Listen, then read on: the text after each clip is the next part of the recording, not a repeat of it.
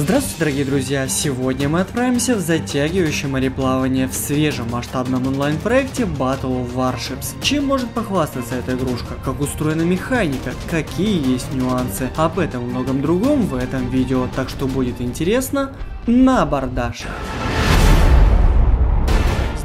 Итак, пока ребята из Wargaming откровенно тупят, еле-еле выпустив классный, хоть и урезанный Blitz на iOS и Android, геймдевы из Cube Software отправили свое детище в свободное плавание. Конкурентов достаточно много, но все то, что я видел до момента релиза Battle of Warships, полный отстой, стряпанный на скорую руку, дабы просто хайпануть. Хотя наш обозреваемый, как и любой новый проект, тоже имеет недостатки, но обо всем по порядку.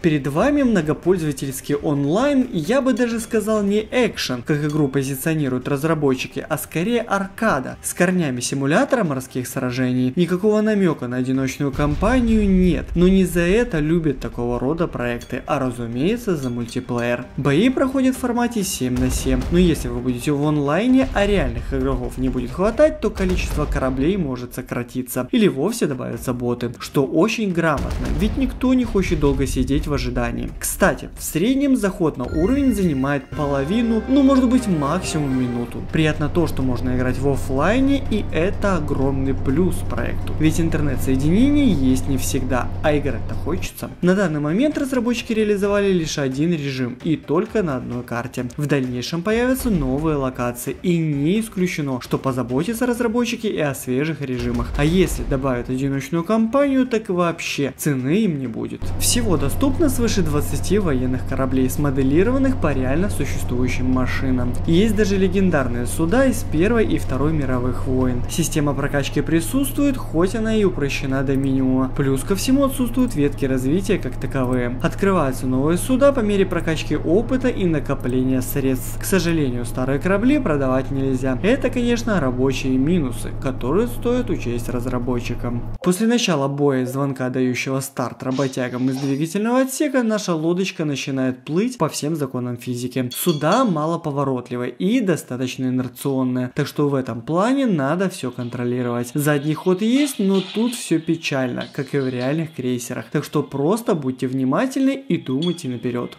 На борту есть три типа вооружения: пушки, торпеды и самолеты. Да-да, здесь есть авианосцы с надоедливыми мухами, от которых только успевает отстреливаться. Несмотря на то, что кажется, ну что здесь такого в этих кораблях? Море до острова. Тут есть очень много нюансов. Необходимо иметь стратегическое мышление, вести постоянный учет зарядов, время перезарядки, скорость передвижения, прицеливание и отстрел на упреждение, и даже знать, какой кормой лучше повернуться.